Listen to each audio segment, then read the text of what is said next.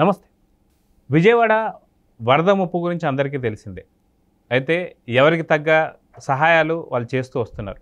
అయితే cine industry కూడా ఒక అడుగు ముందుకేసి వాళ్ళకి సంబంధించినటువంటి యొక్క విరాళాలు కూడా ప్రకటిస్తూ వస్తుంది. అయితే మనతో పాటు సీనియర్ జర్నలిస్ట్ హేమసుందర్ గారు ఉన్నారు. వారిని అడిగి తెలుసుకుందాం.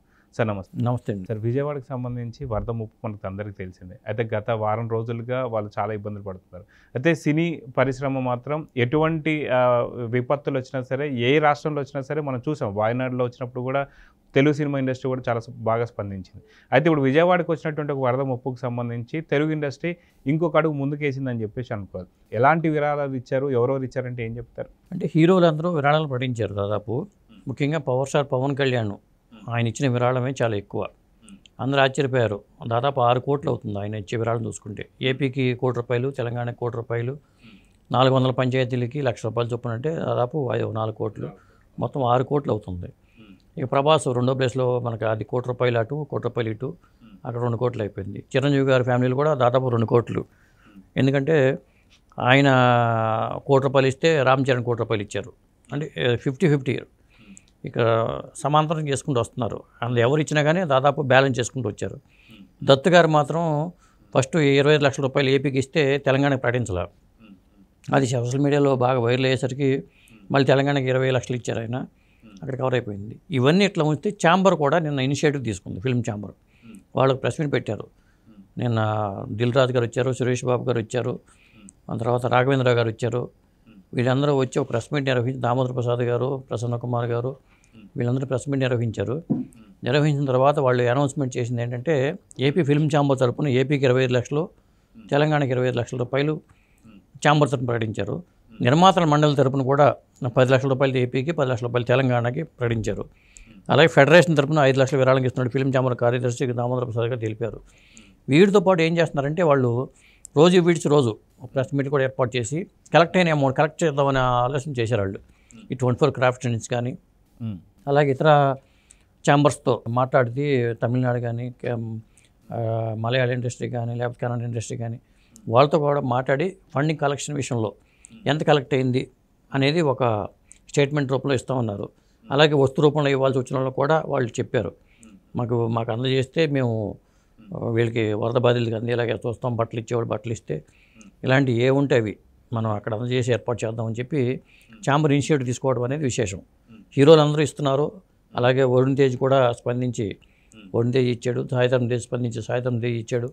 ఇలా ఎవరికి వాళ్ళు స్పందించి ఇస్తున్నారు. కాబట్టి అంటే ప్రజలకు హీరోలు ఇచ్చినవి కాకుండా 24 క్రాఫ్ట్స్ నుంచి కూడా వీళ్ళు కలెక్ట్ చేసే కార్యక్రమాలు పెట్టుకోవడం అనేది, ఛాంబర్ ఇనిషియేటివ్ తీసుకోవడం అనేది ఒక గొప్ప విషయంగా చెప్పొచ్చు. అయితే వాయనాడులో జరిగినటువంటి యొక్క ఇష్యూలో మనం మోహన్ లాల్ గారు అక్కడికి వెళ్ళడం మనం చూసాం. అయితే అదేవిధంగా చిరంజీవి గారు కానీ, బాలకృష్ణ గారు కానీ వస్తారు అని చెప్పేసి అయితే కొంత వినికిడైతే వినిపిస్తుంది.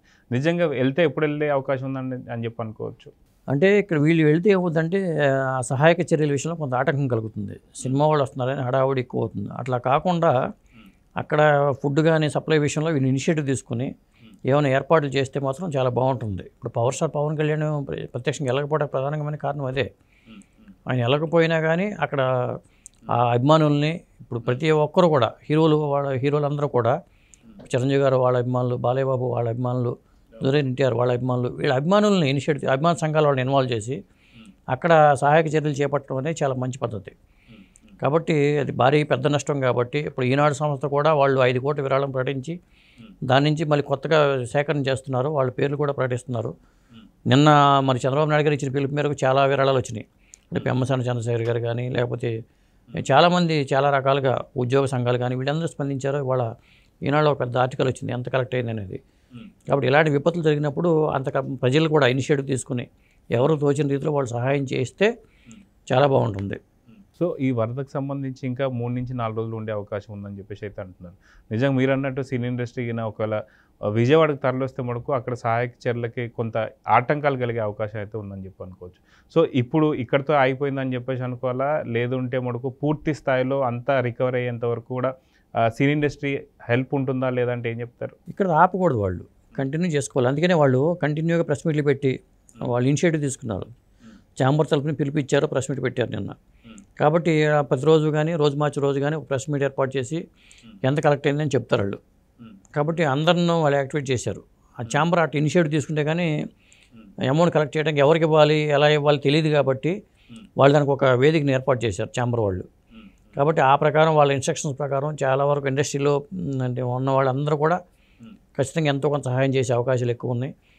ఇక సహాయక చర్యల్లో ఫుడ్ సప్లై విషయంలో కానీ అవన్నీ వాళ్ళు గవర్నమెంట్ పరంగా కూడా చాలా జరుగుతుంది కాబట్టి ఎక్కడ ఏ లోటు లేకుండా గవర్నమెంట్ చాలా చర్యలు తీసుకుంది.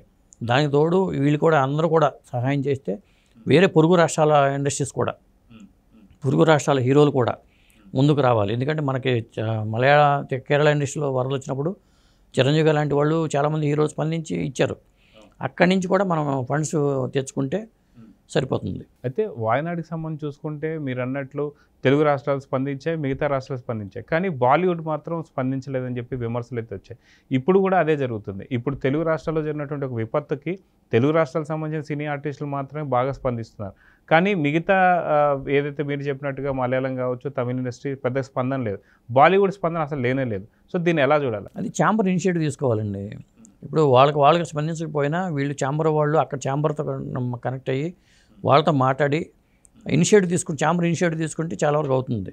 ఆయన ఛాంబర్కి ఎక్కడిక్కడ పెద్దలు ఉంటారు కాబట్టి వాళ్ళతో మాట్లాడుకుని మనకి ఇంత మీ ఇండస్ట్రీ నుంచి ఇంత రావాలి మాకు అని పెడితే ఖచ్చితంగా అమౌంట్ వస్తుంది. అది సీఎం రిలీఫ్ ఫండ్కి ఇవ్వచ్చు. అది సో మొత్తానికి సినీ ఇండస్ట్రీకి సంబంధించిన సహాయక చర్యలు కావచ్చు, లేదా మిగతా ఈ విరాళాలు కావచ్చు ఇక్కడితో ఆగవు. ఖచ్చితంగా మళ్ళీ విజయవాడని పునర్వైభవం వచ్చేటట్లుగా చూసుకుందాం సార్. నమస్తే.